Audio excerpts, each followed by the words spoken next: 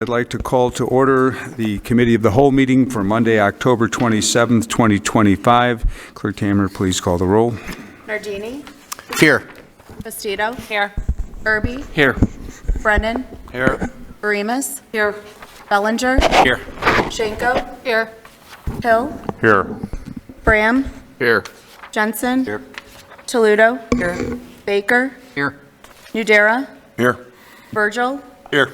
14 present, 0 absent. 14 present, 0 absent. We have a quorum. Clerk Tamer, did anyone sign in for public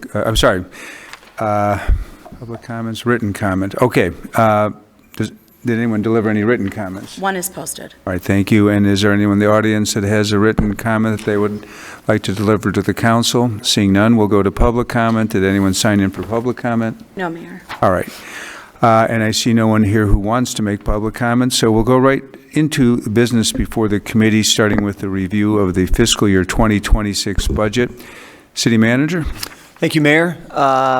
Before we get started on that, just kind of a housekeeping item. The Circle Back memo was updated again after the last meeting.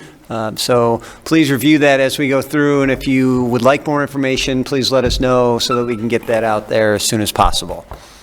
Next, we do have the public library folks here. We have our director, Mary Beth Harper, and the board president, Cindy Wellwood, and I will turn it over to them. Thank you. Good evening, Mayor Levin and esteemed members of the Elmhurst City Council. Thank you for giving me this opportunity to speak with you. My name is Cindy Wellwood. I'm honored to be serving as this year's president of the Elmhurst Library Board of Trustees. To share with you a little about myself, the roots of my elm tree began when I arrived in the city in the fall of 1964 at 7 months old. I attended Hawthorne, Sandburg, and am a proud York High School graduate, class of '82. Now that I've dated myself, the fondest memories of my Elmhurst childhood involve the Wilder Mansion Library. I was a regular summer reading program participant and conquered the 3x5 index card Dewey Decimal System filing system, which sat in the middle of the children's department lower level. We called it the New Wing back then. The values of community, service, and a love for reading and learning new things were central themes that shaped my Elmhurst upbringing. Using value as a verb, the value of having a public library serves as an essential pillar of an informed, equitable, and a well-connected community. It's also much more than just budgets, numbers, and books. The Elmhurst Public Library is a vibrant community hub, an engine for education, connection, growth, and a destination point. Public libraries provide access to knowledge, technology, and cultural enrichment for people of all ages and backgrounds. Libraries support early childhood literacy. Libraries support workforce development, digital inclusion, and foster lifelong learning. Libraries offer welcoming spaces where individuals can gather and explore. We can learn more about ourselves and the world around us in libraries. To give you a sense of just how much our community uses and values our services, let's take a look at a few of the numbers from 2024. Our neighbors logged approximately 489,000 visits and checked out over 1 million items. They also attended programs more than 83,000 times. These numbers are important because they help us determine how engaged our community is. However, the numbers aren't the only factors we look at measuring community engagement. People walk through our doors every day for reasons that go far and beyond just checking out books. Our kind and dedicated staff members provided further evidence. A parent, grandparent, or a caregiver brings a young child to story time and connects with other mothers, fathers, grandparents, and caregivers. A senior citizen attends one of our very popular card game get-togethers like Mahjong, Bridge, Pinochle, or attends a monthly book club. A student without internet service at home sits quietly in a corner using our free Wi-Fi to complete their homework. A local entrepreneur with an Elmhurst retail space uses a meeting room for staff training. A resident books time in our makery department to use a sewing machine to make a baby gift, make a custom water bottle sticker, or to use the laminating machine for a poster project. As the newest appointed member to our very experienced board, whose members have institutional knowledge spanning decades, it's the absolute honor of a lifetime to serve alongside with them. But equally, how fortunate we are to have our extraordinarily competent Executive Director, Mary Beth Harper, at the helm. Already knowing how well-respected the library is and being an almost 40-year resident of the city, what I wasn't anticipating was in hearing those stories from outside of Elmhurst and how others viewed our library. I was privileged to attend my first Illinois Library Association conference in Rosemont several weeks ago. Approximately 1,800 librarians and members of library boards throughout Illinois were there. This included the ILA board president, who, wouldn't you know, just so happens to be the director of the Elmhurst University Library, Carolyn Cheslaw. Carolyn's co-worker, Jennifer Pavlenka, was a co-chair for the 3-day event filled with breakout sessions featuring a wide range of topic areas. When people looked at my name tag, the theme of their remarks only magnified the pride I have in being able to serve on our board. Because here's what they said. "Oh, you're from Elmhurst. Your library is so beautiful. It still looks brand new. It's obvious you have a city council that supports you.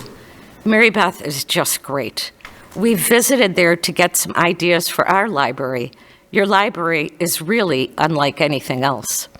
Sharing stories and citing numbers are only a beginning point in demonstrating the numerous and diverse ways our community members engage with our library.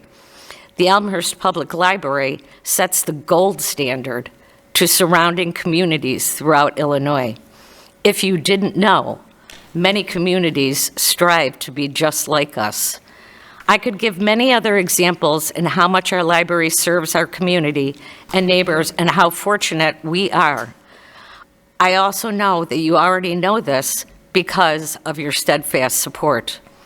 Building on all the ways our community already engages and connects with the library, we're very excited to share with you that our newly renovated patio addition we mentioned in last year's budget presentation is now open for patrons to enjoy.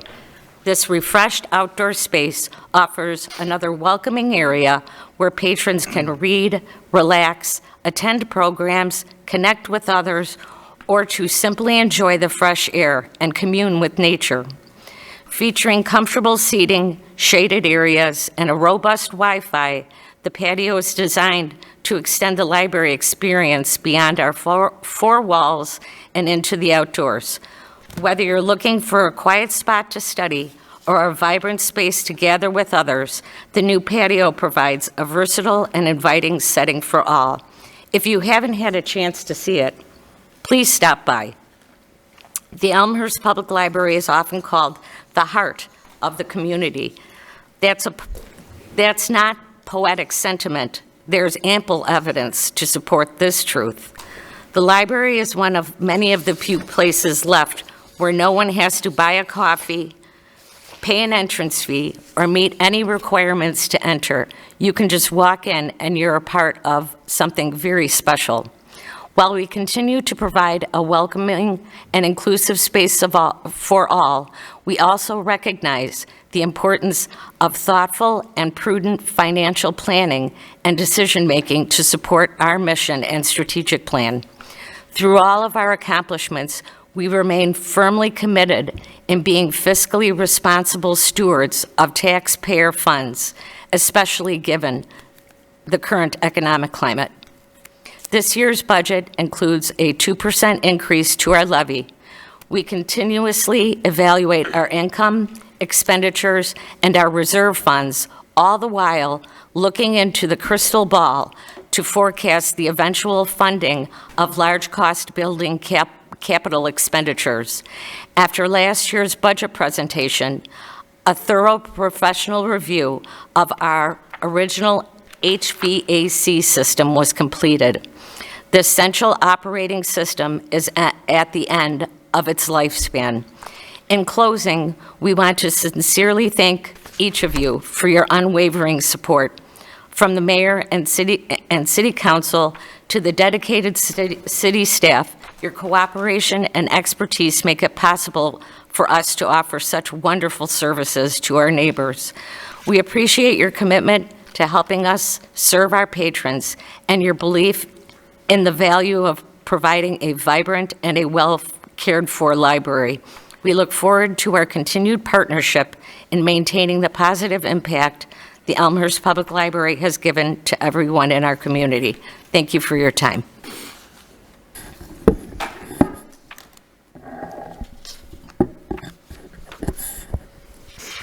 So, does anybody have questions?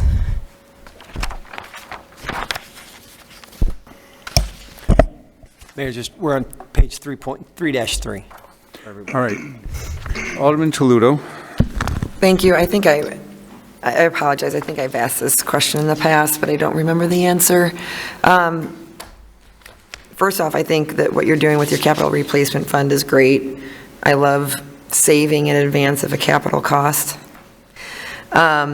Secondly, on 3-2, the operating fund, why do you keep such a high balance again in your operating fund? I mean, your annual expenses are around $8 million.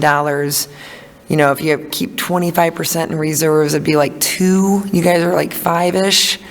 I forget the reason for that. Thank you. So we are operating, we like to have 6 months reserve because between January and May, we don't receive any tax dollars. And so in library world, most districts work on a June to July fiscal year, but we're with the city, of course, so we're a January fiscal year. So that's why we like to keep that. Now, it still is a little bit high for our operating reserves, but that's going to keep on, those costs are going to keep increasing. We haven't had to, we've spent down some of the reserves, but I think it's just fiscally prudent to keep at least 50% in there. That's our goal. Okay. Other questions, discussion? I will go with City Treasurer and then Alderman Baker. Thank you. 3-5. The City Treasurer, would you Can you hear use me? your microphone because they Sorry, are recording I feel like I'm this. farther away. 3-5, 570-100. Should there be a J form for that line item? Building improvements? Yeah, I'm sorry. What did you ask? I'm sorry. And this is maybe more for Christina, Director Coyle. So traditionally, we have not done J-forms for the library. Oh, J-forms. Oh, okay. Yeah. Okay. Yeah. Yes. We're speaking in code, so they don't know what we're talking about. Thank you. Okay, Alderman Baker. Thank you, Mr. Mayor. I've got a couple of questions, one financial related and another just operational question regarding Friday nights being open until 9 o'clock versus Sunday evenings. Mm-hmm. Has there been any studies done on that or addressed that issue at all of being open one night versus the other? Yeah, you know, that's an interesting question you asked because I hate to keep saying this, but pre-COVID, we had some residents who wanted us to open earlier on Sundays. And we did a little bit of study, and I had thought at the time, well, maybe we could flip those hours from Friday night to Sunday and open a little bit earlier. And when I looked and saw the people counts were sort of, I would say Tuesday's our busiest night, but the rest of the nights they weren't. Friday was not that much lower than any of the other nights like I'd originally thought it might be in my head. So we haven't had anybody ask to stay open on a Sunday night. They did ask, as I said, to open a little bit earlier on Sunday, and families wanted that, but I haven't heard anything else about that. And right now, the current hours seem to be fitting our community's needs. One of the things we can do on Friday nights is programming, and a lot of, I mean, we do programming all throughout the week, but Friday night programs seem to be well attended by, I'd say, school-age kids, school age, and maybe even not high school kids, actually. They do hold almost a jam session in the meeting room every Friday night for kids who can play music, who can't go to bars and play, and they're looking for a venue to play in, so that's something that works really well. So Friday night has turned into sort of this great, unique programming night that I don't think Sunday would be because of school the next morning. Okay. But we're always looking to refine what our community needs from us. So if you hear something about that, if you have people asking about it, I'd love to know about it. Okay? Thank you. And then the follow-up question would be relating to digital versus hardcover books. My understanding is there's leasing of the digital products, and sometimes, oftentimes, it turns out more expensive. So where is that in the budget, and what type of experiences are you having turning over to digital versus hardcover books? So you're absolutely right. Digital is more expensive than hardcover. Oftentimes 3 times as much as what like something you're getting on Audible that might be $15 might cost us as much as $70 or $90. We can only circulate those copies or check them out to patrons. They have a limited lifespan, just like any regular book would have. If it has 60 or 70 checkouts, it might actually be in the condition that it would need to be replaced already or discarded. So it's the same thing with the digital material. We have all the material budgets are located in that one line in materials 54005 there. Right. 540005 under commodities. So the amount of money in that budget has remained the same. However, the amount of money spent with different material categories in that budget has shifted over the years. With the increase to digital materials, we keep increasing, shall I say, the spending on digital materials while the spending on hard copy materials keeps decreasing, especially in areas like nonfiction. Children's books are still really popular. Believe it or not, hardcover fiction is still really popular, but certainly audiovisual materials, DVDs, CDs, those collections are probably within 5 years of almost retirement from the collection. But all that money has shifted into digital because it is more expensive and the demand for digital keeps growing. And are those, let me ask one more. Yes. And are those one-year lease agreements that are renewed? How does?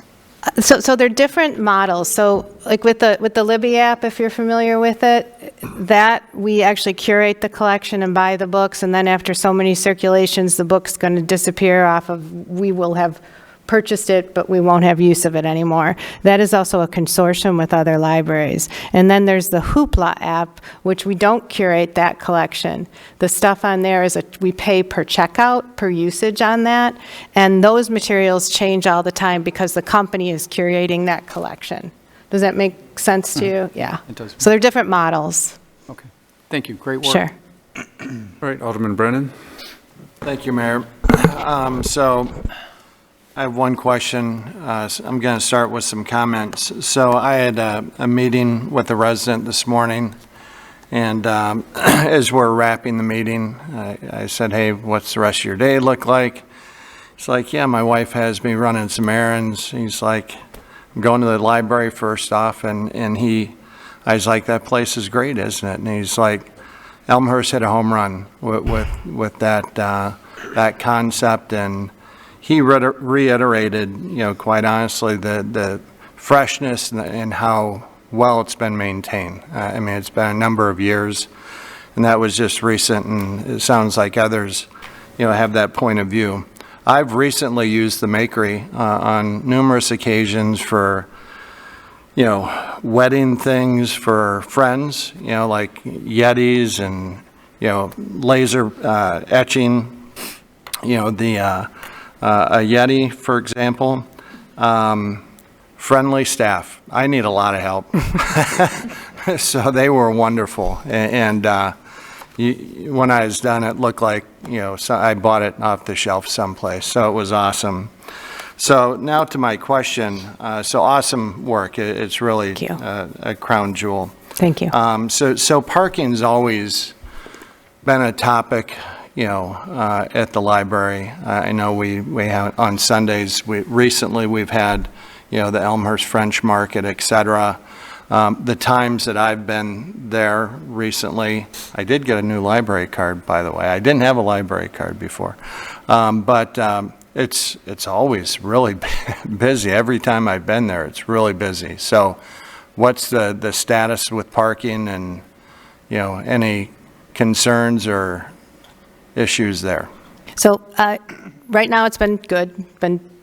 Actually, I'll say, and I'm going to bring this up again, post-COVID, we haven't had as many issues with parking as we did pre-COVID. We do lease the parking lot from the Elmhurst Art Museum. So for staff parking, we lease parking from you over on the park, the parking lot 180 Park. So we lease that parking from the city, and then years ago, right before, I wouldn't say like in 2018 or so, we worked out a deal with the Elmhurst Art Museum, and we lease their parking lot too, so that our patrons can also park there.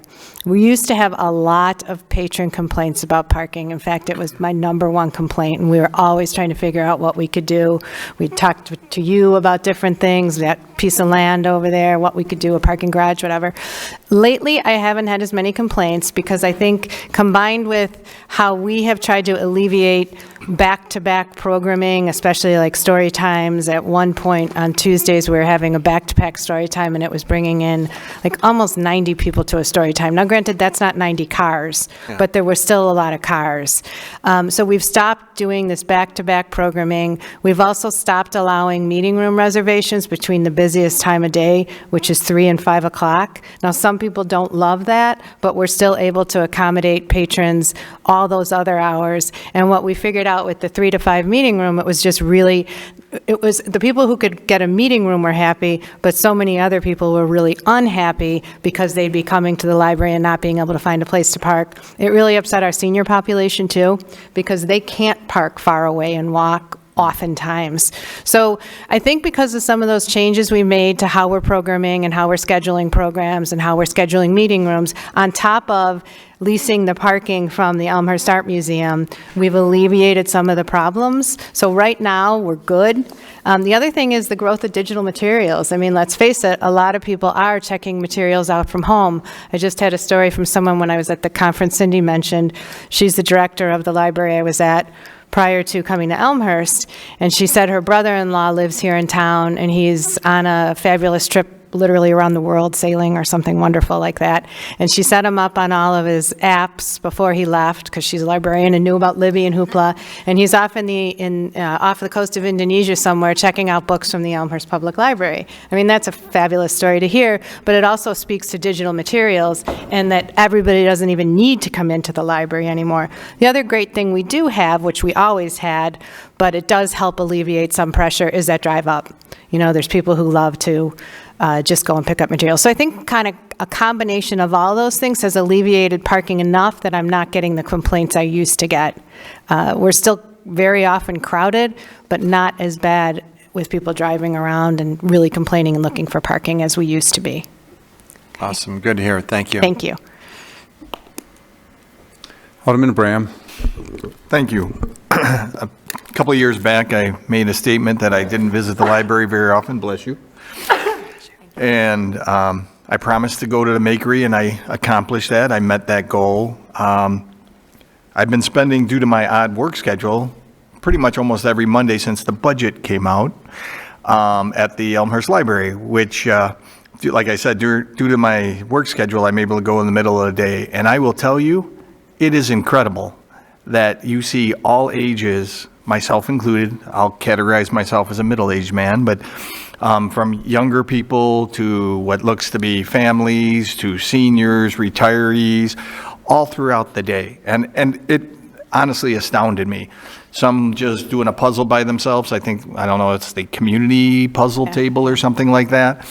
And then a ton of people, and I could never get one for myself, for those small study rooms because they are always booked, which still amazes me in the middle of the day how many people are free and available. So kudos to yourself, the library board, and everybody who has any say-so in our library, because it is incredibly well attended and incredibly well used. And it's funny because one of the times I was there, that there was a table set up in the hallway by the entrance, and they were doing crafts. I don't remember what the craft was, but making sure that every single inch of that library is utilized for any type of program or anything else. My only question is, it just seems that we've seen a significant increase on page, here goes my readers, 3-5 in regards to wages for full-time employees. Back in 2023, it was about 2.5 million, and now we're hitting 3.1 million over that approximately 3-year span. Are we seeing an increase in staffing, especially full-time? That seems very significant over a 3-year period. So you're exactly right that it is an increase in full-time staffing. So not necessarily an increase in staff, but we have more full-time positions than we did back then. Now, we're probably right about at our limit of full-time positions, but when I got here back in 2011, we're really, I would say, short-staffed on the full-time range. And the thing we find with full-time versus part-time staff, we need a combination of both. We're open 72 hours a week, a lot of nights, a lot of weekends hours, obviously. But with full-time staff, we have people who don't come and go as quickly. We were finding that a lot of part-time staff, we had this revolving door of staff coming and going. It was a lot of money to hire, to train, to do a lot of that over and over and over again. So where we could put in a full-time position, we did. And it has made our staff a lot more steady, and it has made our hiring and that whole process, it's not as arduous as it once was. And then there was a time, I keep doing this, a couple years ago, I'm not going to say it anymore, a couple of years ago where it was really hard to find staff. You know, we were in that kind of desert where it was like, oh my gosh, what are we going to do? We have positions available and we can't hire anyone. So at that point too, we might have made another full-time position and combined a couple positions. But in the long run, although there's some more costs associated with full-time staff, not having to constantly be rehiring and retraining and having more dedication to some of these jobs really helped us. And, you know, we don't find, these aren't the jobs that are staffed with full-time staff, but we're not finding as many high school age kids coming out for jobs anymore, some of our lower level jobs and things like that. So we do have some seniors there. We have some people who just want part-time, but it's harder and harder to staff very part-time positions because we have down from 12 hours on up, and they're usually not staffed with like high school kids anymore. So. Follow up, Mr. Ring? Please. Same page then, just to tie the two things together in regards to training, I think your training budget also went up. I saw it somewhere in here, from 16,000 in 2023 to 25,000. I would think if you have more steady employment, that would either level off or reduce. Is that not the case, or is that just the standard yearly training that everybody seems to have to do? So it's some of that. It's some of your, like your standard sexual harassment training that we all have to go through. It's going to conferences. It's any type of a training we bring in to train on new technology, which it seems like in libraries, obviously, we always have new technology. So it's the whole gambit of training. It's also some tuition reimbursement. We don't have a very generous tuition reimbursement policy in any way, shape, or form, but we do some tuition reimbursement. So that's the increases there. We also aren't an organization that sends a lot of people to conferences. We keep that really tight. And we only send maybe a couple people once in a while to a conference, but that does come out of there too. And then again, any training we do with staff, any training modules we use, we subscribe to a couple different things, Niche Academy and things like that, and then the standard mandatory stuff. Thank you. Alderman Irby. Thank you, Mayor. Real quick, the library has continued to be the North Star of Elmhurst, and if it wasn't for the library, I wouldn't have meeting space, and I wouldn't be able to, I don't think I could be an effective council member at all without the library, so I want to say thank you for that. Thank you. Back to the budget. The insurance number, which is on the same page we've been, sorry about that, the same page we've been looking at, it went up 29%. What's your line number, Alderman Irby? Are you looking at health insurance 520300? Yeah, sorry, I'm going to fire off 520300. 520300 on the primary page of 3.5. we are at 730 versus, we were at 489 in 2023. So you could just give a quick, 30 seconds or whatever. I don't want to take too much time. I know we're trying to get through this, and just want to make sure you're comfortable with those numbers, because you're going to go up to 750 next year. Or you're budgeting for another 20 on top after a 29% increase. Yeah, so I think those numbers are going to be even higher, actually, but that's due to the same insurance increases that you've been discussing for the city. So we're under the same plan as you are, and as you know, we've all seen these rather steep increases to health insurance. Just this week, the HR staff came out from the city and did all the presentations to our staff. It was really great to help them understand how their costs are going to increase a little bit. But then, as you know, on the same side, we're increasing our costs. And I'm sure you know the fact that we have to replenish the reserve fund too. So there's a portion of that we're obviously obligated to replenish also. So yeah, it's a whole bunch of insurance. I thought you were talking about our liability insurance on the building. That's increased too. So it seems to me insurance is just increasing everywhere. Nobody can get away from it. We did revalue our building though, so that's why there's also a bit of an increase there. But yeah, health insurance this year, we're doing the same amounts that you're doing, just per our staff. Right. Okay. The HVAC, I heard you said it was end of life. Mm-hmm. Is that in budget line item 570-100 with building Yes. improvements? Yes, that's a 940. Where you're going to allocate the new system or whatever you're going to do on that plan? I'm glad to see that.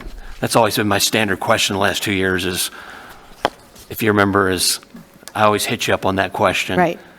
And then finally, to wrap it up, 180 Park Place, when the police move, have you guys had any discussion? Is there an impact? Can you make a brief statement as to how you feel that's going to either A, impact the building operations, or B, the parking for the constituents? Do you see any changes with that? How does that feel? So what I've heard is that I don't think it's going to affect our parking at all, for our patrons at all, so that's great. And I guess if there's some issue, we'll talk about that. Having the police a little bit closer, hey, I don't mind that at all. We do have some strange situations. Once in a while, we call the police to the library, and they'll be even closer. So there you go. All right, thank you. I don't mind it at all.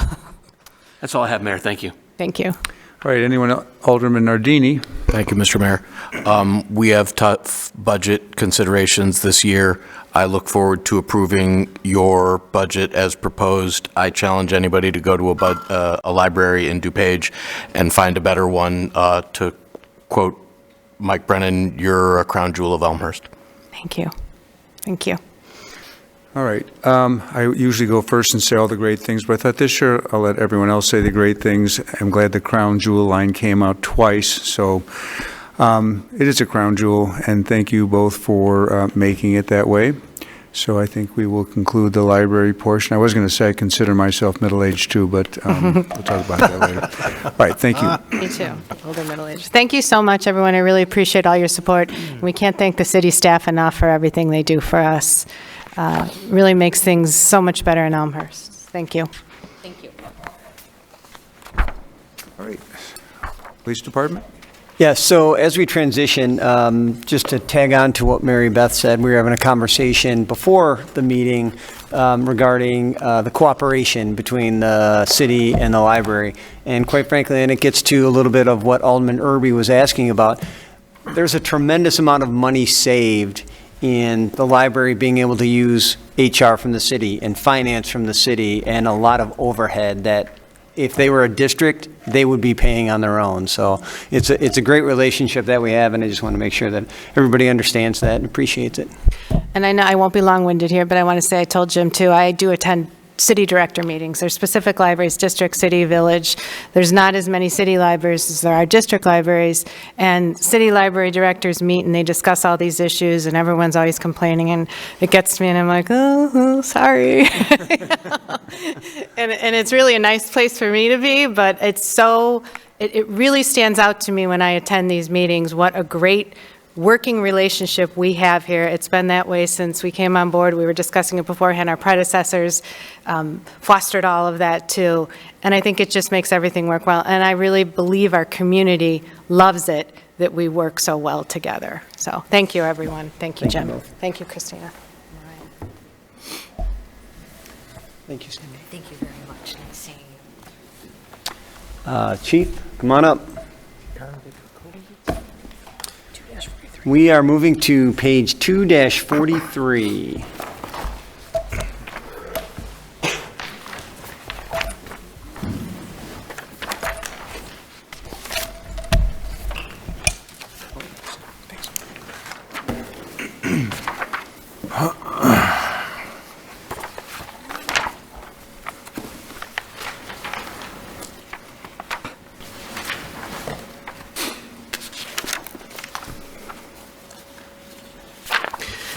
Mayor Levin and the members of the Elmhurst City Council, I am pleased to present the proposed 2026 budget of the Elmhurst Police Department. As we have since 2023, our department continues to focus on 5 strategic areas that guide our police department's mission to ensure the highest levels of service to our community. These areas: recruitment and retention, technology-based crime suppression, traffic safety, community policing, and officer wellness, support the city's strategic goals listed on page 1-14 of the budget by enhancing our traffic safety, reducing crime levels through public safety technology, and enhancing crime prevention methods. These focus areas have been the foundation of our department's daily efforts to provide trusted public safety in Elmhurst, and it is my belief they have been successful in producing many significant accomplishments in 2025. As of September 1st, the police department has provided service on 31,155 incidents, which is a 1% increase over the year prior.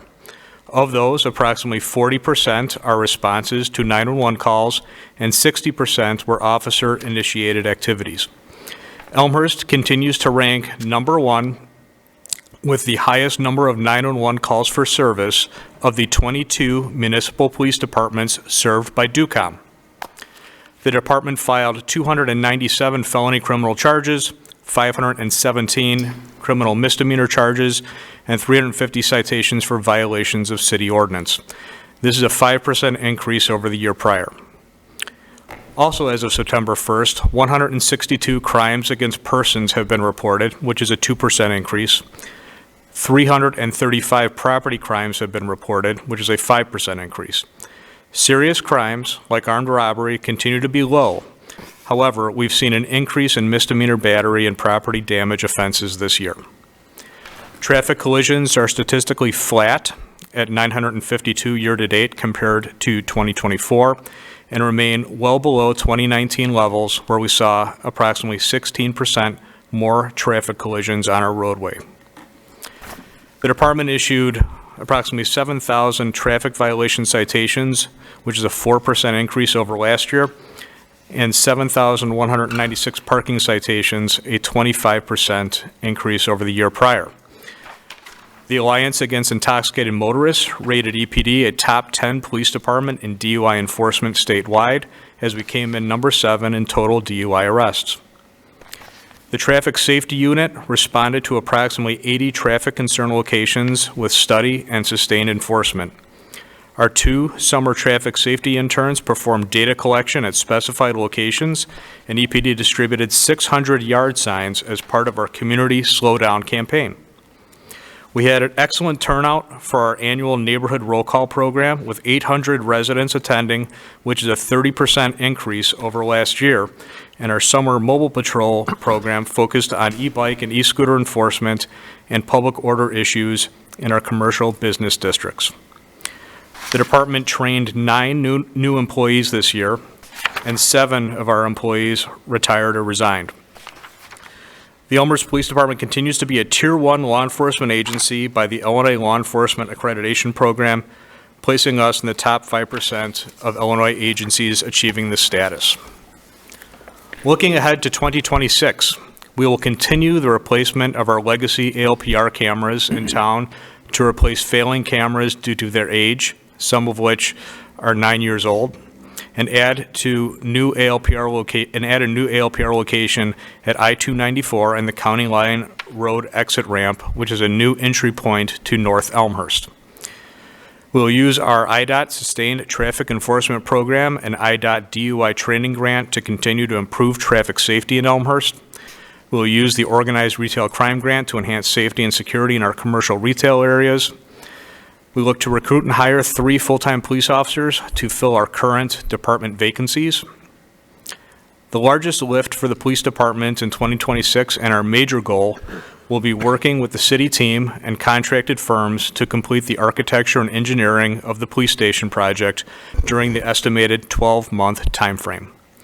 We will do this by establishing police department work groups to provide feedback regarding police station operational areas, establish a full planning document within budget, ready to proceed with a construction phase. We'll implement the minor rehab projects at the city-owned 180 West Park building to make it functional as a temporary police station during construction and prepare to move in by the fourth quarter of 2026. We look to accomplish this project while maintaining the stability of our public safety in Elmhurst, leading to the eventual community public safety improvements. I'd like to draw the council's attention to some line items of note in the 2026 budget.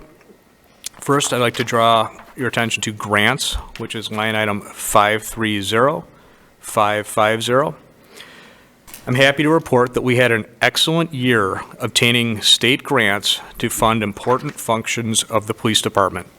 Illinois fiscal year 26 awarded the Elmhurst Police Department a total of $407,000 in grant funds. That breakdown includes $184,000 from the Gillespie body-worn camera grant, reimbursing our partial fees for body cameras in 2025, and fully funding our 2026 body camera costs this year. We received a $48,000 Illinois Attorney General's Retail Crime Grant, paying $45,000 for our ALPR licensing fees, and also paying for the addition of that new camera at the I-294 and County Line Road ramp. We received $119,000 from the Illinois Department of Transportation for the Sustained Traffic Enforcement Program grant. This pays for additional traffic enforcement on our roadways. And we also received a new grant, a $55,000 grant from IDOT for DUI training for our officers and paying for the instructors to teach our officers their annual recertification training. Looking at part-time wages, which is line item 510110, this includes an additional part-time records clerk for the body camera program, generally in response to Freedom of Information Act requests. EPD FOIA requests have grown quite significantly over the last few years, and with the addition of police body camera videos required by the Safety Act, our records division can no longer process FOIA requests adequately with current staff. Since 2021, the Elmhurst Police Department has seen a 360% increase in FOIA requests. Year-to-date 2025, we are double the amount of FOIAs we completed during the entirety of 2022. We are now also realizing that approximately 50% of our FOIA requests are for body camera video recordings. In the month of August alone, the Elmhurst Police Department received 67 FOIA requests for body camera videos. These FOIA videos require an exponentially higher amount of time to redact video and audio of victims, witnesses, and juvenile images before they could be publicly released. Though this is a new position, I seek to fund it in a revenue-neutral fashion by utilizing an unfilled part-time police officer position and transitioning it to a part-time records clerk to complete this important work. Moving on to radios, which is line item 540020, you'll see that there's an 18% increase to pay the DuPage ETSB for non-first responder STARCOM radios per DuPage County policy. Our first responder radios for our police officers and our community service officers are paid for by ETSB funds, but any additional radios like those that are in our command vehicles or those that are in our police station are not paid for by the county, and we will have to pay for those costs ourselves. DUCOM, which is line item 530500, is our largest line item. Just as a reminder for the council, all of our 911 dispatching is done through this consolidated dispatch center in Wheaton. The way that fee occurs is we pay a rate per full-time officer position for services that DUCOM provides us, taking 911 calls, dispatching those calls to our officers, and then we also pay a smaller facility fee for their facility in Wheaton. Social services, which is line item 530525, you'll see a slight CPI increase per our contract with Hahn & Associates for social worker. Contract staffing, which is line item 530105. The vast majority of this line item is our crossing guard program. That's approximately $316,000, and then the remainder is one contract employee in our records division. The crossing guard contract remains in place through the 2026-2027 school year. In preparation for a late 2026 police department move, approximately 9 line items in the budget were reduced to draw down some police equipment and service costs. For example, we plan on only holding one Citizens Police Academy class next year because very likely we will no longer be in our current building. So you'll see some reduced costs as you look through those line items. Finally, the capital outlay of building improvements, which is line item 570100, reflects the new police station project. First, a $3.25 million outlay for architecture and engineering services and some minor improvements in 180 West Park for it to be a temporary police facility. And then following in the budget plan is a $44,750,000 amount for police department moving expenses and the construction of a new police station. Obviously, there's a lot of steps before we would get to that moment, but as part of our budget plan, it is in the budget. In closing, I thank the City Council for your continued support for our mission. That concludes my prepared remarks. I'd be happy to take any questions that you may have. Thank you, Chief. All right, questions or to Alderman Virgil? Chief, there was a written comment that was submitted, and I've heard other similar questions from residents come in sort of about this same topic, where it talks about certain technologies that the police department uses, and I wanted to give you a chance to respond to how that affects or relates to staffing. Sure. Thank you, Alderman. So I think just to kind of put it out there, the written comment submitted was certain technologies that the police department has adopted over the last decade, things like license plate readers, drones, tire deflation devices, GPS darts, all of those things. Why don't they equate to savings on the staff side of the police department? And those things don't replace police officers, but they do make our police department dramatically more effective than it was in decades past. I'm just a very simple example. It would be fairly common 10 years ago that somebody would come through Elmhurst and commit a burglary to a store, 3 or 4 in the morning, smash and grab, take things and leave. And nobody in the police department would know anything about it until the next morning when a worker showed up and said, hey, my store has been burglarized. There were no cameras to check, there were no license plate readers, the officer would take a simple report, and there were no leads to follow up on. It didn't take a lot of staff time to do that. Now, that exact same burglary can actually occur one of two ways. If it's somebody that is coming into Elmhurst in a stolen car to commit that burglary because they don't want to use their own car to commit a felony offense, our officers are alerted that that stolen car has entered our town, and our officers are responding to the area, and very often they're observing the stolen car and interdicting. Some of that might include making an arrest of that person and preventing the crime in the first place. That sometimes might just mean chasing them off and out of town so that the burglary doesn't happen. If for some reason we didn't interdict them and that burglary still occurred, we now have leads to follow up on because there's not a lot of cars on the street at 3 in the morning. So we have a pretty small group of license plates in the area of that burglary to go check and see these are our suspects. And now those suspects are the people that our detectives are going to be investigating over the next several days to solve that crime. So as you can see, you know, the technology that we didn't have years ago in many cases was simple, but the police department was dramatically less effective. Now that the technology that we do have, it actually takes more staff hours to solve a crime, make an arrest, and prosecute that case in court because you have a dramatically more effective police department that actually solved the crime and led to a criminal justice positive result versus an unsolved crime. Thank you. So we found a way to save money. Still working on that, Mayor. Yeah. Alderman Brennan? Thank you.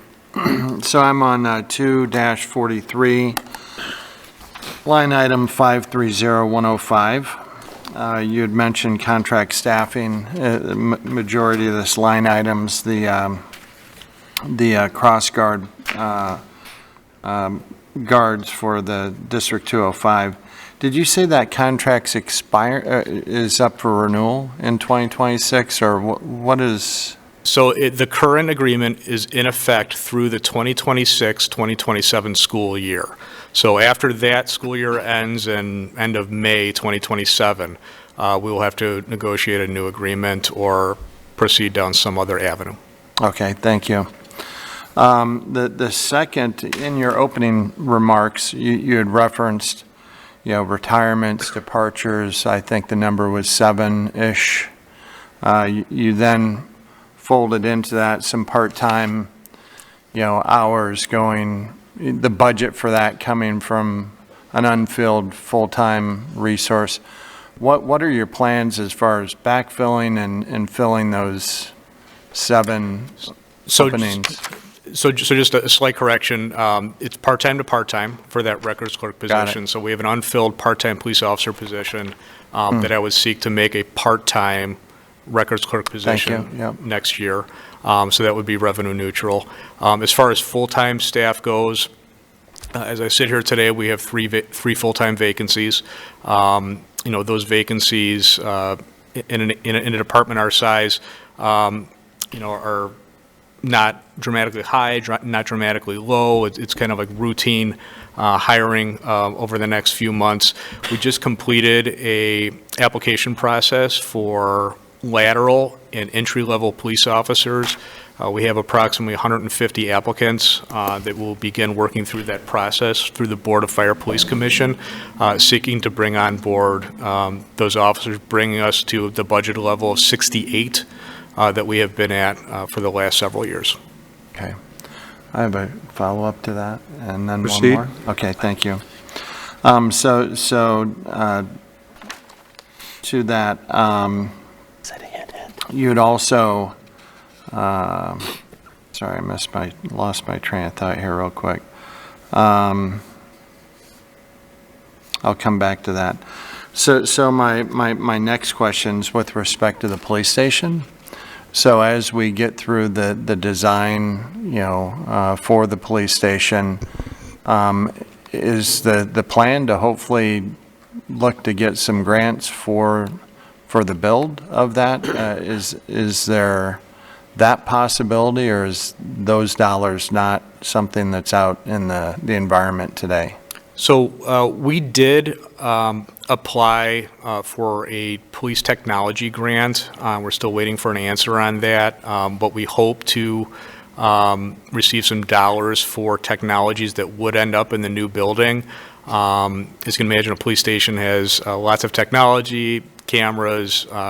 We'd like to have a real-time crime center in there that would allow us to monitor the cameras in a lot of the city buildings that we have throughout town, things like our parking garages and our other city facilities.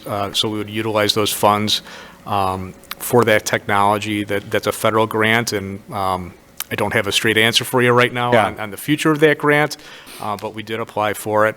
As far as other grants, we do, I think we had a lot of success with grants this year. Actually, I think we've had probably the highest level of success in grants in in my memory this year.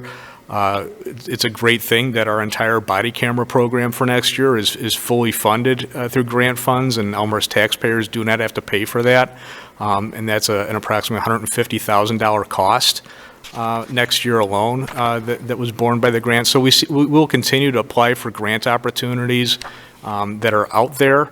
I think it's important for the council to understand, though, grants are generally directed towards a specific strategic goal, technology, community policing, things like that. So we will apply for grants that are likely focused on certain parts of a thing that could be in a police station. It's probably not going to be a broad grant just to build a police station. That makes a lot of sense. Thanks for that level of detail. I knew it would come back to me. So my last questions relate. Alderman, just the amount of so I think the grant is a 2024 federal grant, so my last understanding is the 25 federal grants are in trouble, but we should still be getting those in 24. Is that a $500,000 grant? That's my memory, that's what we have applied for. And is that in our budget somewhere, or we're waiting to see if we get it before we put it in? Sorry, I'll just take part of your floor time.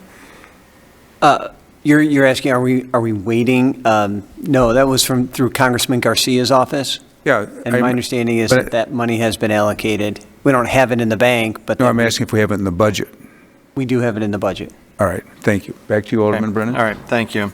So I'm still on the same page, line item 510-200, overtime. So as I hear you describe the headcount strategy, full-time headcount strategy, and, the open positions there, the 875 that's budgeted for overtime, I can imagine some of that is true overtime where we're having a community event and all hands need to be on deck. Can you describe other use cases on how that 875 gets consumed or used? Sure. So a police department is staffed. We are organized to cover patrol shifts, to have detectives working their shifts, to have supervisors working their shifts. But very often police work requires duty time of officers that is outside their actual work shift. The biggest expense in our police overtime budget is actually court appearances. It's not working overtime to cover a sick call. It's not coming in to work a busier day. It's actually court calls, because you can imagine an officer works a schedule, and we work a 24/7, 365 schedule, and those officers that work at night, it's not like TV in the 1980s. There's no night court. So our officers are showing up on their days off. They're showing up at their time off for all of their court appearances, and contractually they are entitled to court overtime for showing up to those court appearances. So that's actually the largest share of our overtime budget is court time. We did actually see a pretty significant increase to our court overtime this year due to a court rule change in the circuit court. Prior to this year, officers appearing for DUI court were basically on call. Basically, they had to be available to respond into Wheaton Court if a defendant wished to have a hearing for their DUI case. And at the beginning of the year, the circuit court reverted back to a rule that they had pre-COVID, where officers actually, no matter what, had to be in person in court for all DUI cases, no longer on call. So what that actually did was, when an officer is on call, they get 1 hour of overtime for just simply being available to be called in. But for every in-person court appearance, they're entitled to 3 hours of overtime. So it actually tripled our DUI court time, just with that rule change. Gotcha. All right, well, as always, Chief, I appreciate the granularity in your responses, and big fan of EPD. Thank you for everything you do for the community. Thank you. Alderman Toledo, then Alderman Bram. Thank you. Just please confirm that I've got this right. Under the 2026 proposed budget, wages full-time, that is a planned budget amount for a full 68 sworn officers. Is that correct? Correct, Alderman. And then the overtime, if we don't find the correct candidate, if we don't get to the full 68, will that overtime number go up? Yes, if we are unable to fully staff all of our shifts, then yes, that overtime budget could go up. Although I would say it would be a smaller increase. As I was just explaining a couple minutes ago, our highest level overtime sub-items are not actually staffing shifts. They're things like appearing for court, staffing special events, those things, not necessarily just straight covering patrol shifts. Okay, thank you. Alderman Braham? Thank you. Thanks, Chief, for the summary and the overview. Alderman Brennan and Alderman Toledo stole pretty much almost all my questions but one. So the only one I really have remaining is on the same page, 2-43, line item 531190, building maintenance of $95,000. Can you explain? I don't recall you mentioning that in your intro. What is that building maintenance for in regards to the current police station that will eventually be going away? So the largest portion of that budget actually pays for the temporary air conditioning chiller that we will utilize this upcoming summer. So approximately $61,000 of that $95,000 is our air conditioning rental fees. There are smaller things we do throughout the building, repair the elevators, do preventive maintenance that is contractual that we call in, or I should say the Public Works Building Maintenance Department calls in technicians to do to keep the building running, but the largest portion of that is HVAC. I do have one other question, if I may. Proceed. Same page, and it was in regards to the overtime, which is line item 510200. I know that we went to 12-hour shifts ways back. I don't even remember what year. Are we seeing a benefit of that in regards to reduction of overtime? It doesn't really look like it. Just, well, maybe slightly. And I know you mentioned court appearances and how things have changed, and so maybe that's the impact here, but has that benefited us in reduction of overtime in any way, shape, or form? I think indirectly it may have some slight overtime reduction capabilities, but I think the important thing to remember is the officers are working the same amount of hours every single pay period. They're getting, they're still getting 80 hours of work in every 2-week paycheck, just like they were before under 8-hour shifts. So those things did not change. Neither did the staffing levels of the police department change. So we still have the same number of officers on the street on day shift now that we did before under 8-hour shifts and also at night. So a lot of the things that structurally kind of maybe affect overtime, whether if somebody's on duty to go to court or not, are still exactly the same, even under 12-hour shifts versus 8s. What I will say is it has been a huge retention tool for our police officers. Most police departments now are on 12-hour shifts. They're not on 8-hour shifts anymore.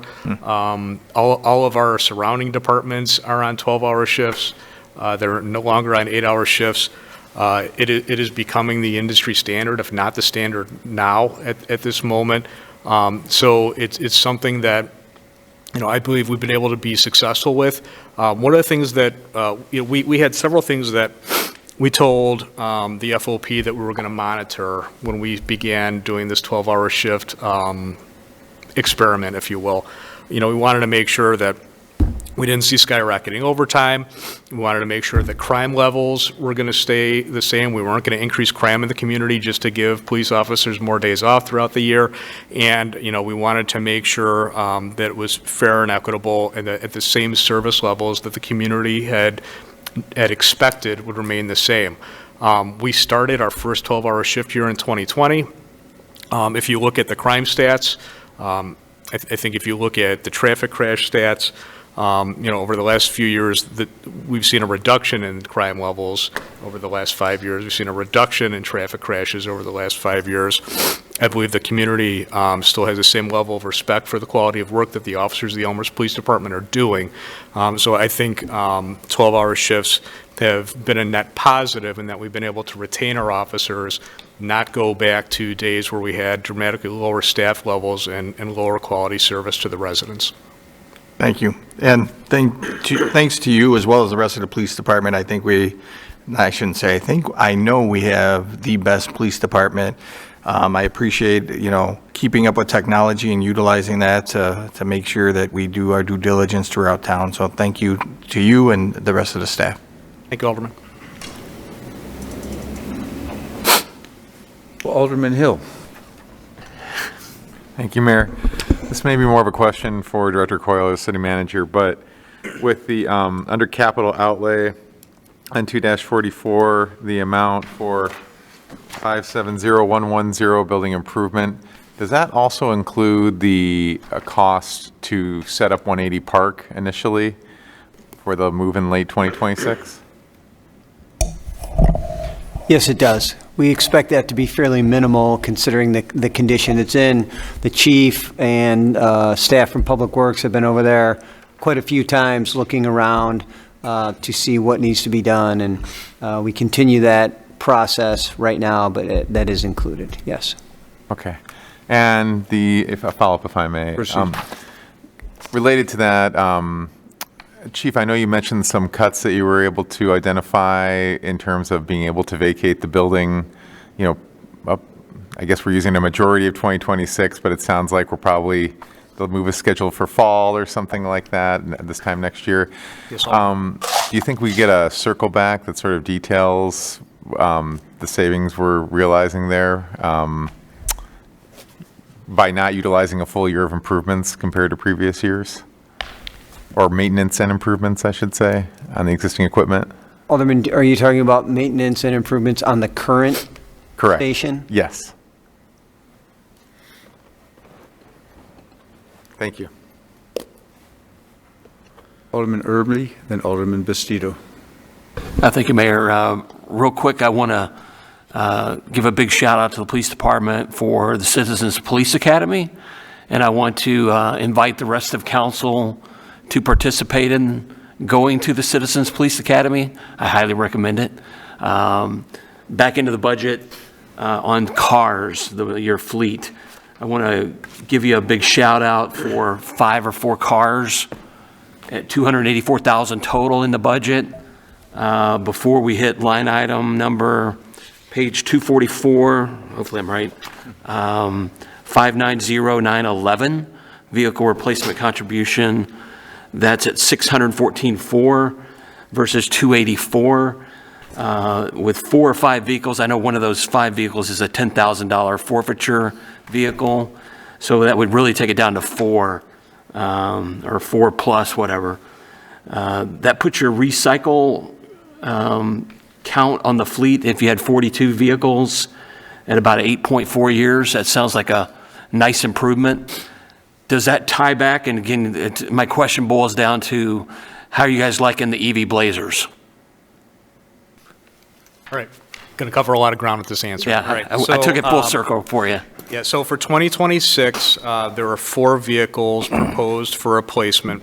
There's a 5th vehicle that is actually not going to be a replacement, but that's $10,000 in upfitting fees. So we're going to retain that car and just move it into a different role rather than replacing it. So that was originally something that was up for replacement, but due to its condition, we feel like we can keep it. So we're just going to put it into a different role. So that's what that 5th car is that you're referring to, Alderman. As far as PD 49, which is the Chevy Blazer electric vehicle that we acquired early this year. So it has been in use as a administrative car at the police department since basically the very beginning of the year, about January or February. And as expected, it's got some things that work very well. It's got some things that we learned firsthand. It is very fast. The acceleration on it is extremely high. During the warmer months, it seems to be getting good range, although we did see a reduction in range over the winter time during the very cold time periods. So, as promised, we are transitioning that car into a new role to test it out as more of a patrol-type vehicle. So, this year, it's completing its admin role, and we're marking it black and white and putting a light bar on the top of it. It's going to be our traffic enforcement car in January. So, it's going to be driven by a uniformed police officer doing traffic enforcement. We feel, due to its size, acceleration level, that this would be a good role for it to move into more of a patrol type role within our agency. One of the things that we did notice is the back seat is a little on the tight side, so we're kind of curious to see how a prisoner transport is going to work in there, but that's part of the test. We feel moving it into a traffic enforcement role and not a full patrol car role is the right step forward to test that out. Thank you. Alderman Bastido, then Alderman Nardini. So this might be a Director Coyle question, because I wanted to ask about 590911, the vehicle replacement contribution. I understand the concept in general. I'm just trying to understand exactly how much is going towards that new program this year and where all it comes from. So is that answer on this page that you gave us under vehicle equipment replacement? I think it's like 1.6 million. Is that the total for 2026? And 600 of it's coming from police? Or is there a different number? So are you talking, so just make sure I'm clarifying the question. So the 590911 is the contribution to the fleet fund. It's the police department share of. Oh, that's not our that new fleet vehicle. So it's part of the new fleet fund. So that's okay. their share of that contribution that's going to the central fleet fund. So that $614,400 is going to the fleet fund to fund the vehicle purchases that will be happening there. So what's the total that's going to that fleet fund? In the proposed budget, it's a 3.8 of an annual contribution from all departments and all funds, and then a $250,000 excess contribution is from the capital fund. That's what's in the proposed budget. Now, some of the discussions that we had at the Finance Committee meeting earlier tonight is, looking at is that an area where we may want to pull back on that contribution for the next year in kind of a budget adjustment. Okay, so the 250 is what's coming from the capital fund, and the rest is? Correct, but the discussion is if we pull 250 out, say we don't contribute the 250, do we take that instead, leave the capital fund portion there, but instead reduce the general fund as a way to help the general fund budget? Okay. Alderman Nardini. Thank you. Maybe a question really for the mayor or the manager as well as the chief. FOIA laws seem to be a work in progress, especially like with body cam stuff that then gets monetized. Is there anything with DMMC down the pike? Or is this something that we can expect to be increasing over time and occupying more and more workforce? Or is there some workaround or anything that's changing about what our obligations are? So currently, the way the law stands, we are required to comply with body camera requests from anybody, even anonymous sources can request an arrest video body cam. You're right, Alderman, many of these videos are showing up on YouTube channels as entertainment, and we have to provide those videos through FOIA, just like we would if somebody wanted to request their own video to look at from their own arrest. That's the current state of Illinois law. I am aware there is a pending bill in Springfield to try to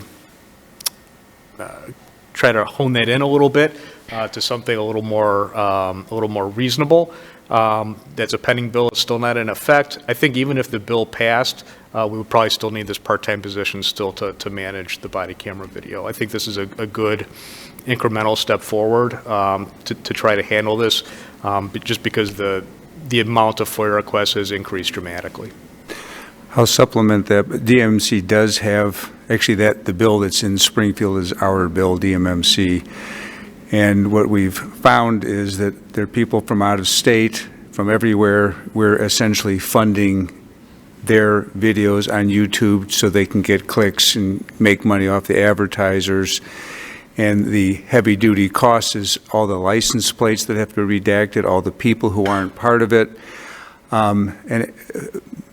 You didn't mention this, but we didn't win, but we should have won. We presented at DMC an innovation award where a lot of the people who were requesting were saying, oh, it's for me, I'm an individual. But our police department now says, well, when you tell us who you are, we will put a little, what do you call that? Watermark. Watermark on the bottom, requested by Guido Nardini. And all of a sudden, it's not quite as valuable because they don't want that on there. And even though we didn't win the Innovation Award, I think there are at least 4 or 5 mayors have talked to me and said, what was that thing you guys were presenting? Because it costs nothing. But I do think Representative Costa Howard I think she was our lead on that, and she's now going to be Judge Costa Howard. But I still think that is one where the other councils of government like the MMC are joining us. That is, and the legislative committee meets tomorrow morning if we get out of here. But that's a priority, and the idea is to charge more like those are commercial requests. So it's front and center for a lot of people. Thanks. Okay, you have more? I don't, thank you. Alderman Bram. Thank you. Going back to Alderman Irby's question about the EV, is the traffic vehicle used on a daily basis? It's used by the full-time traffic officer Monday through Friday. Okay, so essentially on a daily basis. Okay, I was just wondering if that's going to be kind of like a proving ground to take it to the next step for a patrol, possibly a patrol vehicle in the future. Is that like a intermediate step, or is that where you think it's going to land? So my goal is to test this vehicle to its limits and see what it excels in and what its limitations are. I think we've got those answers from an admin vehicle role, which is probably the least trying role that we have within the police department. Traffic enforcement is primarily going to problem areas in Elmhurst and doing high-volume traffic enforcement, so traffic stop after traffic stop after traffic stop, not necessarily responding to a ton of emergency 911 calls, not really transporting prisoners, but doing a lot of directed traffic enforcement. So I think this vehicle, based off what we've seen with its mechanical performance, is going to do well in that traffic role. So we're moving it into that. Quite frankly, that setup will require it to have an MDT, ticket printer, all this equipment that a full-time police officer with a badge and a gun and everything else has, and we want to see how this vehicle performs in that role. Right, tapping the battery more so than what it is today. All right, thank you very much for that insight. All right, let me throw something in. So technology we've talked about. Oak Brook, I'm sure you've heard, has their fully autonomous drone, which will soon hook into, I think, DUCOM. So when a call comes in, it will dispatch itself and go right to the scene. Are the cost is coming down? Are the police agencies talking about, I heard something that they might be working together to get that service that would be available to Elmhurst if we can't use our own? We are stronger together, yes. So there is, we're in the beginning stages of setting up a work group through the DuPage County Chiefs of Police Association to see if there would be a DuPage County funded drone as first responder program. We're basically, instead of every police department, like we currently are, having drones in a Pelican case and driving out to a scene and then putting the drone up and having a pilot, stand underneath it and fly it. Actually just having a group of drones strategically placed throughout DuPage County that when a call, an important 911 call came out, the drone would just be directed to the GPS location of the call. It's not just a police thing, it's also a fire thing. So if, let's say a fire alarm went off, the drone would just fly there and you would get, within seconds, video of, yes, the building's on fire, or no, it's not. Or yes, there's an armed robbery going on here, or no, there's not. And this is where the guy's running, you'll have overhead video of him. It's actually dramatically more efficient than having a police officer have to drive there and then put the drone up, because the drone is providing the information much more quickly. The drone is getting to the scene much more quickly than an officer driving a vehicle would get. Now, because of the flight ranges of the current drones, we're having some conversations regarding about, can we strategically place them throughout the county. Due to the size of the Elmhurst community, we're a pretty good sized suburb. I have said we would be interested in hosting a drone here in Elmhurst, because realistically, if it wasn't in Elmhurst, we wouldn't have coverage in our town due to the size of our municipality. So to provide that, we would have to do that. Now, like I said, beginning stages, beginning discussions. We're looking to do this in a coordinated fashion with the other police departments in DuPage County. So we're doing it at the county level, not just doing it individually.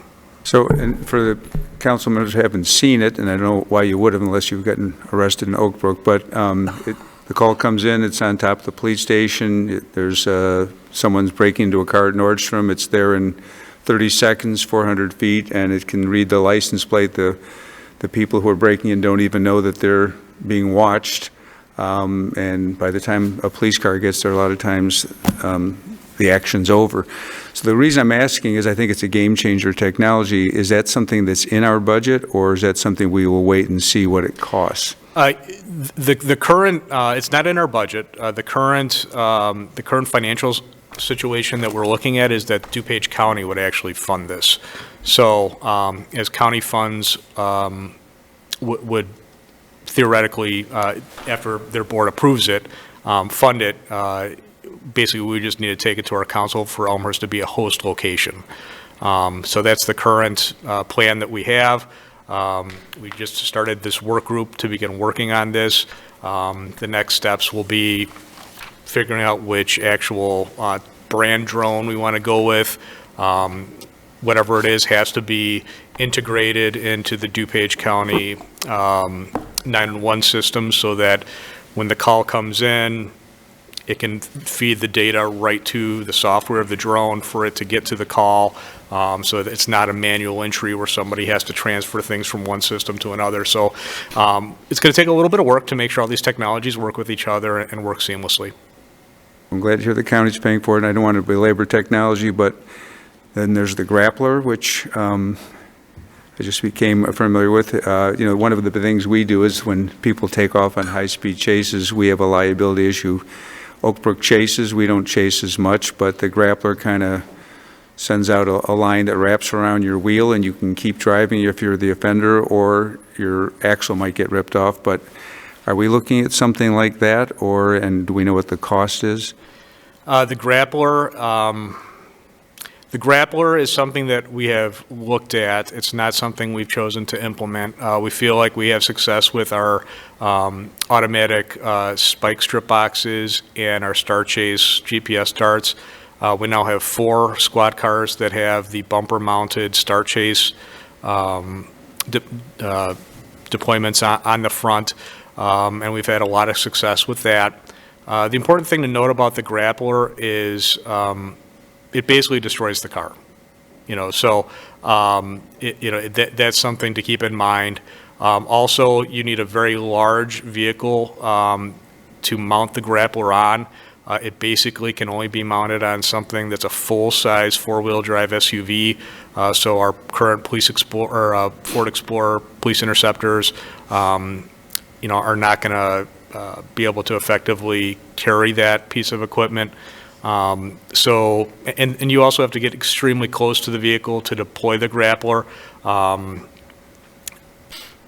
I've seen it on a couple videos, but compared to spike strips and compared to Star Chase, I have not seen quite the success level in those other agencies that I've seen with the current devices that we've deployed the last couple of years. All right, thank you. The technology's the game changer for us. Anyone? Yes, Alderman Nudera. Thanks, Mayor. Real quick question as far as the drones. Are they going to be serviced through satellite? Is that the way they're going to do it? And then the other question would quickly be, with your radios and so on, do you guys have satellite technology if in fact you had problems with cell towers? So we are on the Motorola Starcom radio system, and that basically, it's a redundant system.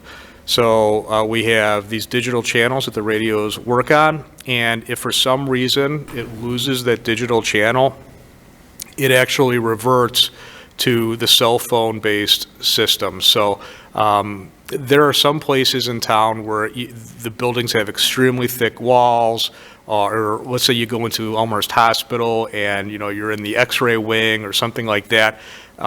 You actually cannot get radio reception in there, but what it does is the radio automatically switches to whatever the cell phone frequency is, and you will transmit and receive your radio traffic that way. So it's an improvement because we now have that redundancy built into the radios. Drones, that's part of one of the things we're going to have to look at. Drones have become dramatically more sophisticated, even in the last couple of years. Whenever you put a drone up, you have to do a quick FAA flight plan. You get clearance on what altitude to fly in. That's something very important for us to think about here due to our proximity of O'Hare. It has collision avoidance radars now actually on the drones, so that the drones will not collide into a building as long as you've got the collision avoidance radar active. So those signals and those redundancies built into the drone, I think, are super important as this drone as first responder system builds up throughout the country. Right now, there's a few police departments that have just begun it. I was speaking to the chief of Naperville, and they're actually, kind of on board with the drone as first responder for next year too. So it's something that we're definitely looking at as far as it being a game changer, like the mayor said. But we want to make sure that it's also done in a safe manner. We want to make sure that it's got the right technologies. It doesn't fall out of the sky. It doesn't hurt anybody. It doesn't run into buildings. All of those things. So we want to make sure we choose a proven product. And I think doing it together at the county level is probably our best bet to get that done. Thank you. All right. Other discussion. All right. Thank you, Chief. I think all of us appreciate the quality of our police department and your leadership. And thank you for your answers this evening. Thank you, Mayor. City Manager. Thank you, Mayor. One additional note, in addition, while Mike is chief here, he is also serving as, is it president or chairman? Chairman. Chairman of the Merit Task Force, which is our county-wide organization. We work together with all municipalities in DuPage County, which again is not necessarily technology. Well, I guess it does involve technology to some standpoint, but mostly manpower. So when the call goes out that we need extra people, they come in, and when the call comes in, we go out and we help other communities. So thanks for your leadership in that as well, Mike. Thank you. Appreciate it. And now I would like Assistant City Manager Kent Johnson to come forward. And Mayor, looking at the clock and looking at our schedule here, what I'd like to do is at least hit administration, elected officials, Board of Fire and Police Commissioners, and Human Resources, because we do have do you want to do Human Resources first to make sure they're done? And yeah. Then, because Board and Police and Fire Commissioner. That relates to HR, BOFPC and HR are kind of together. That's why I hit those three, and then maybe we'll skip over communications and marketing unless we have time tonight. All right. Is that fair? Very good. Thank you. Sorry, Larry, I see you too. That was probably a bigger discussion. Good evening, Mayor and City Council members. I'll go quickly through the BOFPC. As a reminder, this is a commission made up of 3 commissioners who are appointed. Generally speaking, the budget for next year is relatively similar to 2025. The one big change is professional services. What page are you on, just so we can... Oh, I'm sorry, Mayor. 2-20. Thank you. I'll give everyone a quick second to flip to that. Proceed. Thank you.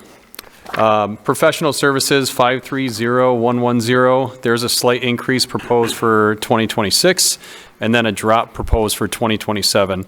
That is based upon the anticipated number of polygraph examinations that we will have for both the fire and police lists that we have. So as part of the examination of those potential candidates, polygraphs are one of the first things they have to do. Otherwise, the rest of this cost center is relatively similar from 25 to 26 and even to 27. All right. We'll open it up for discussion. Alderman Virgil. Thank you. Quick question. How many positions are we looking to fill between the police department and fire department? I heard 3 positions in the police department, I think, or officers anyway, that you were looking to fill. What's the total number we're looking at here? I believe, and I will look to Director Palm if I need some help with this one. It was 3 that the police chief just mentioned on the police side. Currently, there are no vacancies on the fire side. Okay. And to fill those, what could be 3 positions, you need 360 polygraph tests? Emily, do you mind going through the explanation of the list? Sure. So in terms of the process, when we have a candidate, and this is a really good example because the chief just talked about this, we have right now, I think for the police entry-level list, the process just closed and there is approximately, I think we had 180 applicants. They will take the written test. You assume a percentage will pass. So say 150 pass the written exam. The next step is for them to go through the poly process. Typically, the BOFPC, which governs this process, that board will usually send between 25 to 30 candidates to poly at a time, assuming that you're hoping that half pass that process. You don't know until the candidate goes. The other issue we have, especially on the PD side, is that candidates may drop out of the process because they've taken a job somewhere else. So it's all about timing as well. The 360 number is if we completed the rest of the fire list that we're currently in right now. There's like 170 some people on that list. And then worst case on the PD side is about 180. That's how we came up with that number. And additionally, we have, when a police officer or firefighter resigns, they might just say, I'm going to retire and in 2 months. So we don't necessarily know. We have an idea when people get to be beyond their retirement level, but there's some who are beyond retirement level and work for another 5, 6, 7 years, and some who pull the trigger, shortly after. Yeah. Okay. Thank you. All right, Alderman Nardini. Thank you, Mr. Mayor. Erica, to follow up on that, I didn't really understand. You said that it's 3 candidates for police and currently none for fire, but then you said there's a list of 170 for fire. I don't understand it. Sure. So by law, these processes are governed by state law, and the law requires us to go through this process and to establish a list of candidates that we could hire. So as part of that process, we have them go through a written test, then it's the polygraph exam, they go through a thorough background check, and then they go through an interview with the board. So in terms of that process, we have to do that for every single candidate who's on that list. So right now, the list of the candidates we have is about 171 left, because that's who applied at the time that the process was open to the public. And we're legally obliged to work the whole process for all of them? Yes, correct. And the lists have a certain... In that order. They have a certain number of years where they're valid. Correct. Or we retest them. Correct. Alderman Nudera. Thank you, Mr. Mayor. So is it possible that if another agency did all these tests, we can get that information and not have to pay for any of this? Only for the polygraph, we use a 3-month period where if you tested in Downers Grove last week, we could get a copy of that exam. But the background check, just to answer that part of the question too, that's something that we do ourselves internally. All right, thank you. All right, additional questions? Alderman Brennan. I don't know if it's later at night or what. I'm still a little confused. We have 3 open positions that we're looking to fill and 0 on the fire side, right? So the 170 I get associated with the police. We're not obligated to do anything on the fire side. Am I missing something?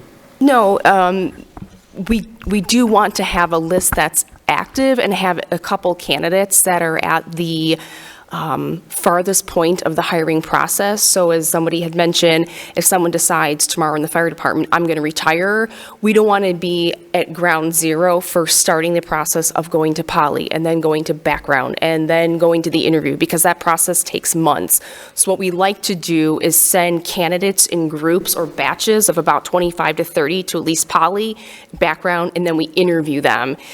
We could have 50 people that we send through that process, and I will tell you by the time we get to the interview portion, that 50 goes like this. So we want to make sure that we do our homework so that way we are ready to extend an offer to a candidate in case somebody does retire. Okay, I understand. I understand the process. I don't know if there's not so we could go through this whole process and lose all the candidates because we don't have a spot for them. Correct. Okay, thank you. Well, also, isn't it true that candidates, they could be on the list for a year or two and you call them up and they're ready to come to work as an Elmhurst firefighter or police officer? Mm-hmm. But you'd still have to do the polygraph because the polygraph eventually expires, right? Once we do the polygraph on the list, it's done. We don't have to go back and do it again. Thank you. Sure. Thank you, Mayor. All right. Any other questions? Alderman Irby? Is there an expiration on the polygraph? So if I understand this right, these are roughly $411 a piece. If you take the math of 147,000 divided by 360 polygraphs, is that math incorrect? So the 147 is not just for polys, it's for other services in that budget. Right now, for next year, each polygraph test is $275. So 360 times something equals how much? That's a... 360 times something is something, is X, where X is a real That's something number. is good, all right. I guess the question in there is, if we really are needing the polygraphs that quick, what would it take to get someone certified? That's an FTE price right now. Our FTE is 147,168. Give or take dollars is our average FTE number.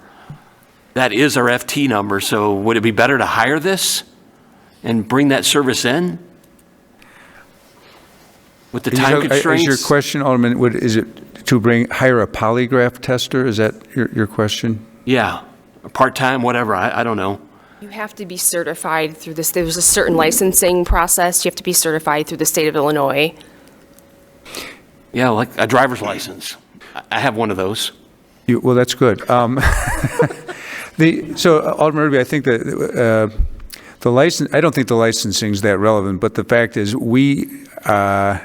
these polygraph testers, it's their business. They're testing for all these different departments, and if we brought them in full-time, what we'd have to pay them to replace the salary, because we're only testing a certain number, and they're doing many of them. So, maybe if we tested everyone at once, it might take, maybe that's 2 months worth of work, then they won't be doing anything. It's not a full-time, we're not going to fill up a full-time employee. Well, I just saw the 147, I saw 360. Last time I checked, there's 365 days in a year. 50 weeks times 5, 250. Sounds like that person's pretty busy on this external whoever we hire to do the polygraph. So that was what I was throwing on the table, just throwing some spaghetti. It seems like we're getting close to this point of maybe we need that service inside.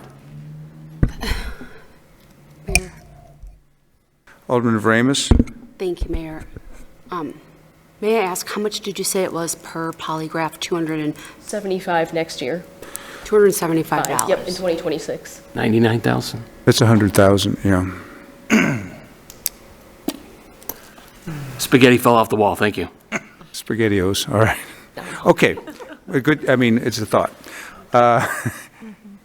Anyone else? All right, this is our most thorough examination of BOPC in years. But let's talk about, where we go now? Human Resources? Yeah. All right, proceed, thank you. And page number, please. Thank you, Mayor. We are on page 2-24. Thank you. This is a Human Resources Department. This cost center includes 3 full-time employees and 2 part-time employees. The Human Resources Department provides the main functional areas of recruitment, onboarding, employee and labor relations, compensation and benefits, and all insurance programs. And as stated earlier, our HR department also manages the medical insurance benefits for the library employees. Some of the highlights for 2025, the HR department had 71 hiring recruitments. As a reminder, we have 323 total employees. That's full-time, part-time, seasonal, and interns across the board. Also in 2025, the HR department continued the city's non-represented compensation and classification study. They updated the employee policy handbook as of October 2025. As mentioned just a minute ago, they were the staff liaison to the BOFPC as well. And then they also hosted the city's second annual benefits fair for our employees. Some of the expectations for next year are, again, handling the overall human capital management functions, which are recruitment, onboarding, succession planning, offboarding, and retirement. The fire contract expires December 31st, 2025. Is that correct, City Manager? And the Public Works contract expires next year. So HR will work with city management to negotiate new labor contracts. And then lastly, HR will facilitate hiring and promoting public safety officers as staff liaison to the Board of Fire and Police Commissioners. One thing I did want to note is under Services 530110, that's professional services. That number is lower for 2026 for 2 reasons.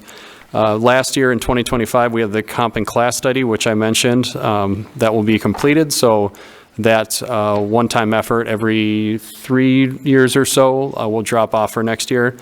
And then also for next year, the battalion chief and lieutenant testing normally has a placeholder annually in the budget. But as a continued effort to try to reduce the operating budget, we did look at it, and this has been removed as part of the budget reduction effort because we don't foresee the needing to have that next year.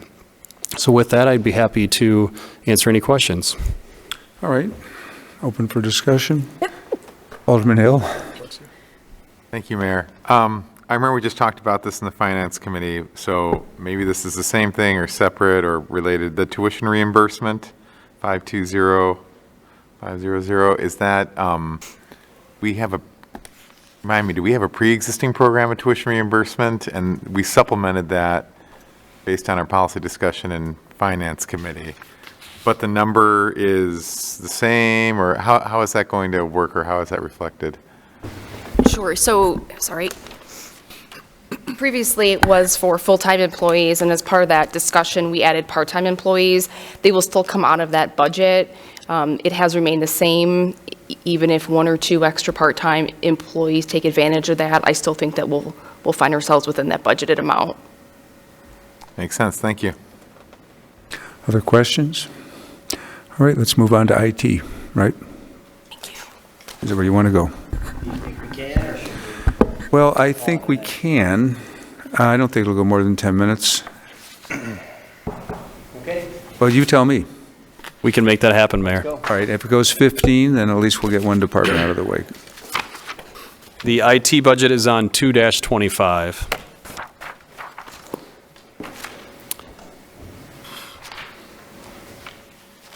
Some of the 2025 accomplishments for the IT department are 4,800 support service requests across the board with our various city departments, a successful full-year migration to Tyler's new technology software that we've rolled out for the permitting department.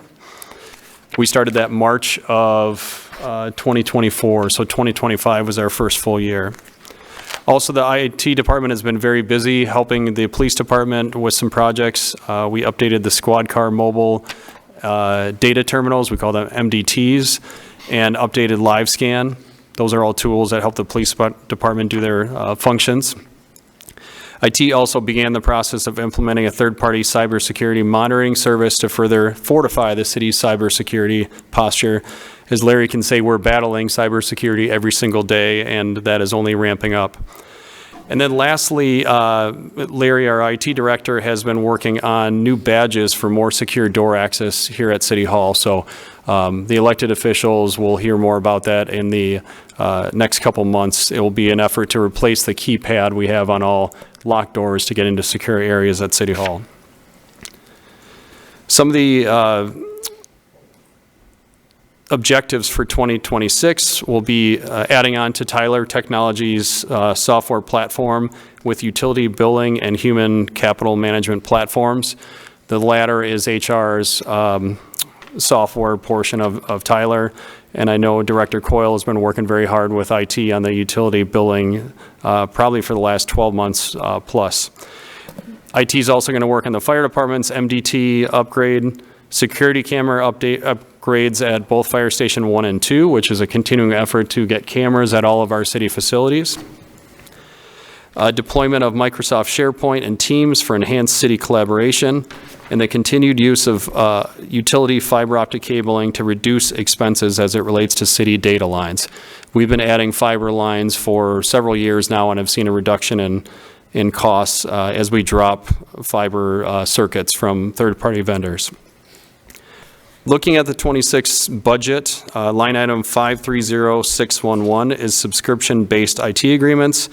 That has continued to increase for two reasons. The IT industry has replaced traditional capital software purchase and associated maintenance with a subscription-based model. In addition, the city has made a concerted effort to centralize the management and maintenance of all technology agreements for the IT department, allowing for better oversight and cost control. As a result, accounts 530615, which is software maintenance, and 570320, which is software, have decreased significantly year after year, and I have to thank Director Kravitz for that. And then lastly, line item 570310, IT equipment will decrease next year because of completing several large IT initiatives in the calendar year 2025. There are a couple J-forms as well. The last one, J-form F, is IT services. That's coming up in all the departments as we reallocate a proportionate part of the department's IT services appropriately, excuse me. And I'd be happy to answer any questions on the IT budget at this time. All right, Alderman Virgil. Thank you, Mayor. Just a quick question on J-Form B that talks about the subscription-based IT agreements. It talks about increased costs for Office 365, Tyler, Azure, GIS backup services. What kind of increases percentage-wise are we seeing for that kind of software? About 5%. 5%. Mostly because we've been shifting everything to that kind of bucket. That's why you're seeing this increase. Yeah. Okay, thank you. As opposed to the traditional model of buy a piece of software and pay the maintenance year after year for those two line items. We're seeing those things drop and everything goes into this subscription-based software agreements. All right, thank you. Alderman Irby. Thank you, Mayor. Real quick, bottom of 225, it's not a line item. Well, it's a line, but doesn't have an item. Total information technology, proposed 2026 is 2910-730 at the bottom of that page. If you flip over to page, and you don't have to, if you trust me, 10-34 is our allocation of interdepartmental cost. And one of those blocks is information technology. And proposed 2026 The total of all the departments is $1,983,180. If you take a delta between those two, and maybe my math is, maybe it's the inappropriate approach, and that's the question basically, that leaves $927,550 that's left in that budget that's not collected from other cost centers. Is that correct in my logic? So the piece that you're missing is if you look at any account that has a 5-7 in it, those accounts are paid 25% by the general fund, so 25% through an allocation and 75% from the capital fund. So that's the piece that you're missing and how to come up with that number. So that would account for the majority of the 927 The difference, delta? yes, yes. Thank you. Alderman Brennan, then Alderman Bram. Thank you, Mayor. So Chief McLean mentioned earlier that there's a lot of technology that'll be going into our police department. I see that training in the budget here is flat. I'm assuming there's a strategy and maybe the cost of that training to, for our IT department to take over responsibility for the technology in the new building. Is that over in the budget for the police station? And probably two-part question, are we, prepared to get people trained up on to own and service the new building? Yeah, so I can answer that. What we've done across the board is the infrastructure is standard, right? So the infrastructure of this building will be the same in that building. Of course, there'll be some subtle nuances like lockups or holding, but we're doing that now, so there's no extra training that's needed. We won't take over things that are criminal justice enforcement, like drone piloting or ALPRs or any of the other kind of CJIS related things. So I think keeping the training flat is okay for this time. Okay, thank you. Alderman Bram? Thank you. On that same page, 225, 530-110 professional services. I don't know if that was mentioned in the intro. What is professional services for IT? Yep, I can answer that as well. So number one is our GIS service contract with MGP. That counts for about $175,000. The other one is the cybersecurity monitoring service. I don't know the exact number. I think it's about $45,000 plus some miscellaneous things here and there. Thank you. Thought there was one more question. Oh, in regards to the fiber network that we talked about offline, what was that, last week? Yep. Do you have a rough idea or a schedule on when that will be completed between all city buildings? I don't, because a lot of it's predicated on some of the bundle projects and some of the utility ones. So we weren't able to put that in as part of those construction jobs, right? Because it rides the same backbone for the utility side. We just happen to take a couple of the pairs along the way. I'd have to get some feedback of when it can be completed. We've been asking some of our contractors, so there's just some timing around that. We're hoping sometime next year that what we'll get is most of the fiber ring connected, and then we can start picking off some of these data circuits and reducing our expensive contacts over the next couple of years. Thank you. And the last question, this might be for Director Coyle or it might be for IT.